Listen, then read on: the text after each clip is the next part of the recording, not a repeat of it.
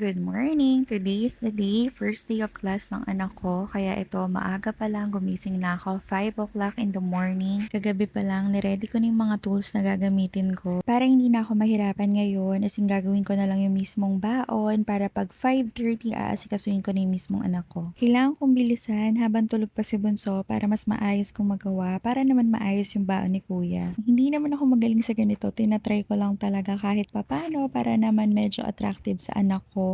Pero natuwa naman ako kasi nung nakita niya kanina na-gets naman niya yung gusto kong iparating kung ano 'tong ginagawa ko. Kaya ba gets niyo na kung ano yung ginagawa ko? Mukha naman 'di ba? Actually ang hirap niyang sulatan, hindi ko alam kung dahil sa tinapay o talagang mahirap gamitin 'tong pen na 'to. Actually wala akong maisip na isulat, so ito na lang nilagay ko, back to school ta's nilagyan ko ng date ngayon. Ito namang isang ginawa ko, natatawa ko kasi feeling ko hindi ko talaga siya nakuha, hindi ko alam kung mage-gets niyo kung ano 'to. So yung ngayon, yung baon ni Kuya, hindi ko muna siya ipe-press ngayon kasi nga para makita man lang yung design. So yung mga susunod na araw na lang yung i-hit press ko. Ngayon, hindi na muna. Tapos ito yung ginawa ko, o 'di ba? Gets nyo ba kung ano yan? Pero yung ano ko, na-gets naman niya kung ano yan. Sayang nga hindi ko lang na-videohan yung reaction niya. Sobrang natuwa siya, sobrang na-appreciate niya. Sayang. Ito naman yung favorite ko ngayon na lunchbox kasi kasya na dito yung malaking mga juice. So, isang buklat niya, nandun na lahat yung kailangan niya, o 'di ba? Tapos syempre hindi natin kakalimutan tong orange, yung pinaka-favorite niya, at saka etong yung dinosaur niya. Ito yung talaga yung inaabangan niya diyan, yung dinosaur. Ayun lang, share ko lang.